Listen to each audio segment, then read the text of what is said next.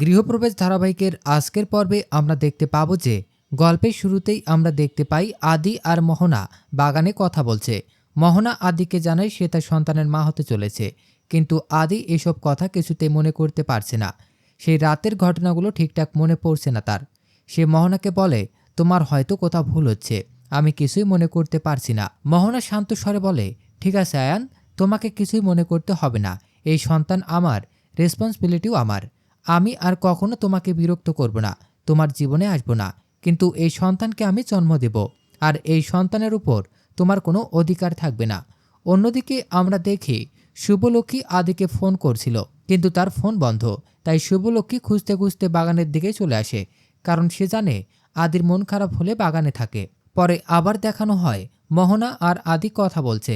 মোহনা বলে, তোমার যেহেতু সেই রাতের কথা মনে নেই, তাই সেটা আর মনে করো না। ওই রাতটা আমার কাছে না হয় স্মৃতি হয়ে থাক, আর সেই স্মৃতি হিসাবে আমি আমার সন্তানকে বড় করছি, জন্ম দেব আমি নিজের মতো করে। এই বলে মোহনা চলে যায়, আর আদি সেখানে একা বসে পড়ে। পরবর্তীতে দেখা যায় আদি আর মোহনার কথা বলার স্থানে শুভলক্ষ্মী এসে পৌঁছায় এবং একটি ছাতা সেখানে পড়ে পায়। সে মনে মনে ভাবতে থাকে, কিছুক্ষণ আগে তো এখানে কেউ ছিল। ঠিক সেই সময় শুভর ফোন বাজে। তার ননদ তাকে ফোন করে জানায় সবাই তাকে বাড়িতে খুঁজছে। শুভ বলে, ঠিক আছে, আমি আছি, এবং সে চলে যায়। এরপর দেখানো হয় শুভলক্ষ্মী আকাশ ও তার মাকে বিদায় দিচ্ছে। তারপর মোহনাকে খুঁজতে থাকে। কিছুক্ষণ না পেয়ে একটু পর মোহনাকে ঠিকই পায়। শুভলক্ষ্মী মনে মনে বলে, মোহনা তো এখানে, তাহলে আদি কোথায়? মোহনা বারবার আদির সঙ্গে কথা বলতে চেয়েছিল, কিন্তু আদি তাকে ইগনোর করছে, আর আমি তো সন্দেহ করছি। অন্যদিকে আদি বাইরে একা হাঁটছে এবং মোহনার কথাগুলো চিন্তা করছে। শুভলক্ষ্মীর কথা মনে পড়ছে, যেখানে সে বলেছিল, তুমি আর কেশব আমার কাছে সব কিছু, মোহনা আমার কাছে শুধুমাত্র বন্ধু। এসব ভাবতে ভাবতে আদি ল্যাম্পপোস্টে জোরে ঘুষি মারায় তার হাত কেটে রক্ত বের হয়। এরপর সে আবারও সেই জায়গায় ফিরে আসে যেখানে মোহনার সঙ্গে কথা বলছিল। বসে বসে বলতে থাকে, আমি এখন কি করব, এই পরিস্থিতি কিভাবে সামলাবো? এদিকে মোহনা এই পরিস্থিতি, অন্যদিকে শুভলক্ষ্মী। কি করব কিছুই বুঝতে পারছি না। অনেকটাই ভেঙে পড়ছে আদি। এরপর দেখানো হয় আকাশ, তার মা আর মোহনা বাড়িতে ফিরে এসেছে। বাড়িতে ফিরে মোহনা এক জায়গায় অন্যমনস্ক হয়ে দাঁড়িয়ে থাকে।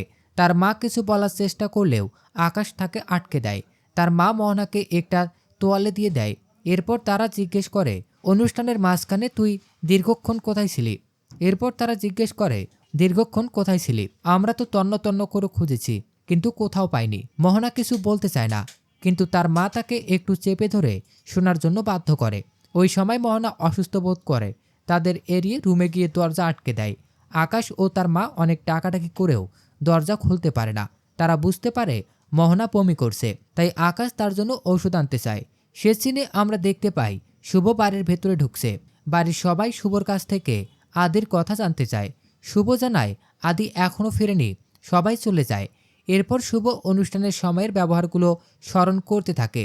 নিজেকে ধিক্কার জানায়, আমি এতটা নিচে নামলাম কি করে? নিজের হাজব্যান্ডকেই অবিশ্বাস করছি, আমাদের সম্পর্কটাই নষ্ট করতে যাচ্ছি। তো দর্শক, এই ছিল গৃহপ্রবেশ ধারাবাহিকের আজকের আপডেট। পরবর্তী আপডেট সবার আগে পেতে আমাদের চ্যানেলটি এখনই সাবস্ক্রাইব করুন।